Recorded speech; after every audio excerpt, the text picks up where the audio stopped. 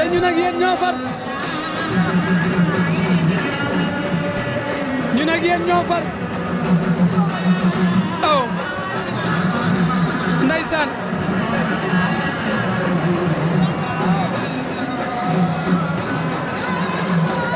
oh waaye Gaston Production waay bilaay macha allah ak Modou Anta sans frontière le reporter du peuple ak Khalil borom Gaston Production ak Omar yal na yàlla defal ñëpp jàmm yal na ñu cat seem waaye Khalil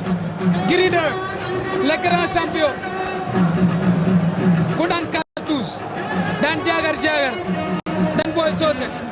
daan Auguste daan Bakala daan Ablaye Ndiaye daan Abdou Diouf benn defen nga Reug Reug daan la nga am 11 combat ku la bañ da ngaa ragal maa ko wax man moo daan toog ku ko bañ dafa ragal wax naa ko keroog sama émission Bantamba TV képp ku bañ Gris 2 da koo ragal parce que bu dee mobiliser mi ngi koy def bu dee état mi ngi koy andi bu fekkee ne xas-xas loo mi ngi koy def kon nag say morom yaa ci gën a niw ay defet ku la ci ëpp di victoire koo ci ëpp ay victoire ëpp la ko kon ku la jëlu dala ragal jël leen Gris 2 lii lan la luy problème bi ndeysaan Abdou Sène maa ngi lay bëggee Abdou Sène borom Dieye Production ndeysaan ñang baal ak Ibo nekk ci géew ndeysaan Pokola ngi noonu ndeysaan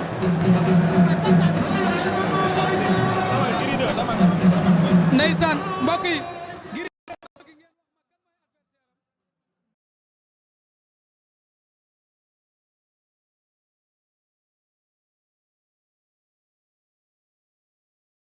wala 11 combats 11 wala 12 combats sax parce que limal naa la léegi ñi mu daan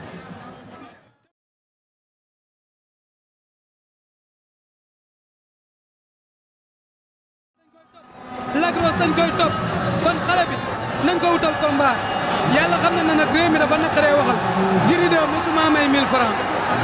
mosuma may 1000 francs mais dama xam ne ndaanaan la te mi ci làmb nañ ko bàyyi xel te jox ko ay moromam moo doomu dangu làmb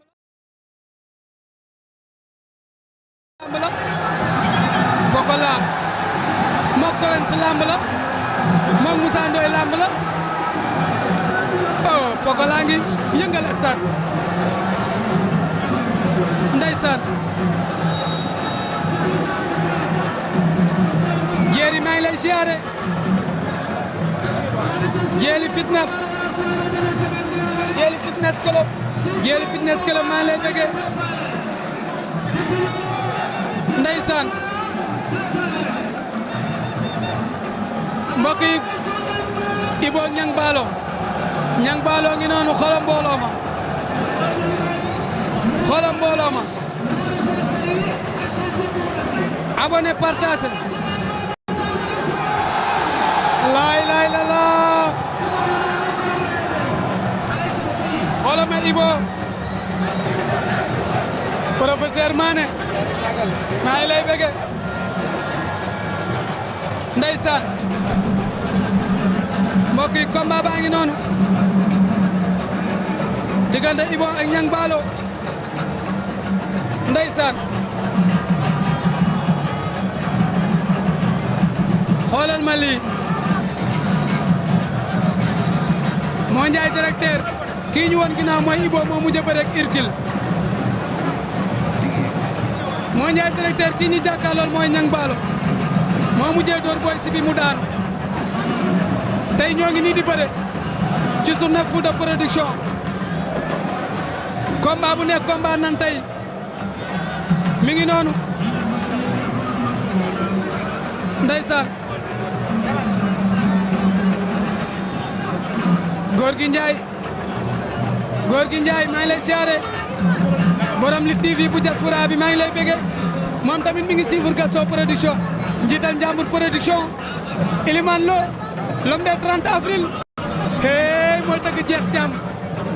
ak Feugeula bu Ngor borom wax tuuti Diop lu bari doomu Njambur baa ngi noonu Elimane Lo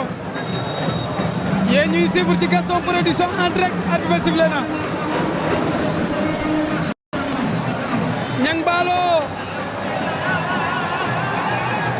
moom lañ jàkkaar lool Ibo moo ñu woon ginnaaw ña ngay lewtoo Ibo arrière na tibb suuf ndeysaan lewtoo combat ba nag tension ba bari woon na daje nañ TFM xeex fa xeex bu métti ndeysaan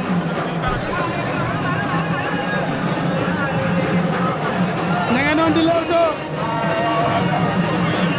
Niang Ballo ak Ibo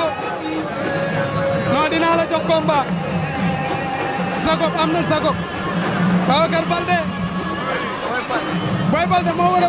boobu dal na de boobu dal na de Ibo Niang Ballo combat bi tey mënul yomb de Mbilo Mballo ja bari woon na coow la bari woon na cooli ci atte lay mujjee ci teewaayu Balla Gaye 2 mépp na ko tànk ba la bëgg na jël doon na ko daw na jël na ko bañ na takk na yëkkati na day daan bot na ko cëppeelu nan jógaat nan jeexul dóor na dóoraat laay la fàq na ko Ibo Niang laay la laa xeex attention kaw xeex mer dañoo merante xeex in ba yàgg xeex ña nga ngi dóor Ibo fàq na ko ña nga ngi dóor laay la laa dal na ña nga Ibo laay la laa ña nga ngi dóor waaw Niang mi soxor na de Ibo fàq na ko ña nga Ibo kor na jël doon Ibo fay na kor bee ko sonal Ibo na dindi kor bi boo dindiwul kor bi dina la doon nga kawo de boo dindiwul kor bi fàq na ko war na ko ndomba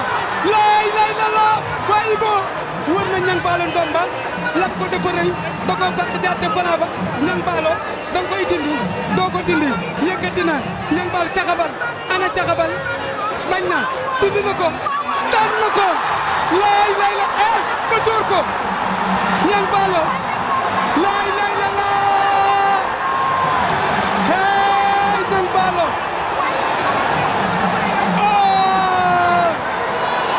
kii bandi la nante la kii bandi la nante la Allahu akbar Niang Ballo toj na réew Parcelles amatina champion le nouveau roi des arènes à Parcelles bientôt un roi des arènes